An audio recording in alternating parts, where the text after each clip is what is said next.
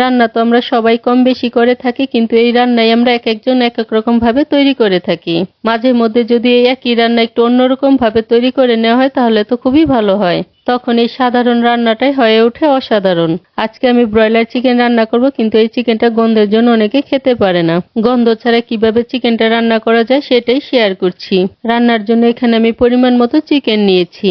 বাজার থেকে চিকেনটা কিনে আনার পর ভালো করে ধুয়ে তারপর লবণ আর লেবুর রস দিয়ে এটাকে আমি আধা ঘন্টার জন্য ভিজিয়ে রেখেছিলাম। আধা ঘন্টা চিকেনটাকে লেবুর রস আর লবণ দিয়ে ভিজিয়ে রাখার পর চিকেনগুলোকে ভালো করে ধুয়ে জলটাকে ঝরিয়ে নিয়েছি। চিকেনের টুকরোগুলোকে আমি বড় রেখেছি, তবে নিজেদের পছন্দ মতো ছোট বড় করে নিতে পারেন। এখন মেরিনেট করে নেব, তার জন্য দিয়ে দিচ্ছি লবণ আর সামান্য পরিমাণ ফুড কালার দিয়ে ভালো করে মেখে আধা ঘন্টার জন্য রেখে দিব। এখন রান্নাটা করব, তার জন্য প্যানে পরিমাণ মতো তেল দিয়ে তেলটাকে গরম করে নিচ্ছি। তেলটা গরম হয়ে গিয়েছে, এবার এর মধ্যে 1 কাপ পেঁয়াজ কুচি দিয়ে পেঁয়াজটাকে বেরেস্তা করে ভেজে নিচ্ছি। পেঁয়াজটা বেরেস্তা করে ভেজে নেওয়া হয়ে গিয়েছে, এবার তেল থেকে তুলে নিচ্ছি। পেঁয়াজগুলো তুলে নেওয়ার পর এবার এই একই তেলে মেরিনেট করা চিকেনগুলো দিয়ে দিচ্ছি।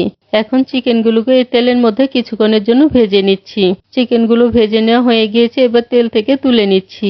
এবারে একই তেলে ফোড়নের জন্য দিয়ে দিচ্ছি এলাচ, দারুচিনি আর তেজপাতা। ফোড়ন থেকে সুন্দর একটা ফ্লেভার বের হতে শুরু করেছে। এবার এর মধ্যে আধা কাপ পেঁয়াজ বাটা দিয়ে দিচ্ছি। এখন পেঁয়াজ বাটাটাকে খুব ভালো করে কষিয়ে নিচ্ছি। পেঁয়াজটা কিছুক্ষণ কষিয়ে নেওয়ার পর এবার এর মধ্যে দিয়ে দিচ্ছি আদা রসুন বাটা আর 1 টেবিল চামচ কাজু বাদাম দিয়ে মশলাটাকে ভালো করে কষিয়ে নিচ্ছি।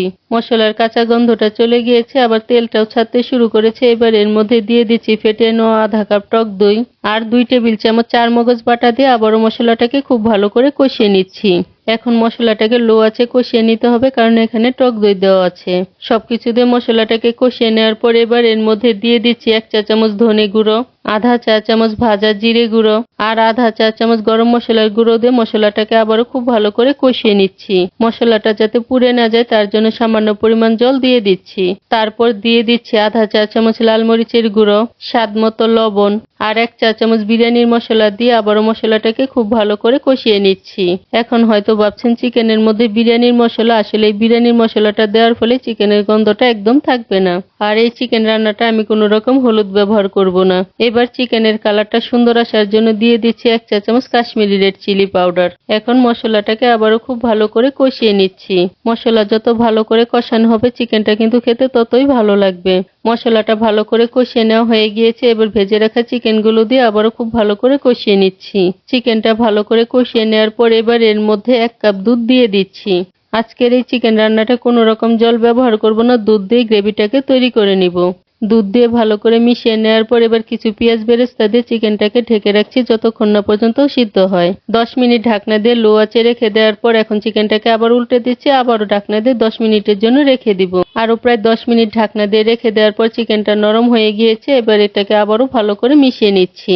এবার সুন্দর একটা ফ্লেভারের জন্য দিয়ে দিচ্ছি কিছু কাঁচামরিচ আর কিছু পেঁয়াজ বেরেস্তা দিয়ে 10 মিনিট স্ট্যান্ডিং টাইমে রেখে নামিয়ে নিচ্ছি।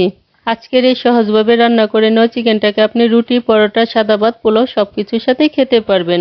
রেসিপিটি যদি ভালো লেগে থাকে তাহলে আমার চ্যানেলটিকে সাবস্ক্রাইব করে পাশে থাকা বেল আইকনে প্রেস করতে ভুলবেন না।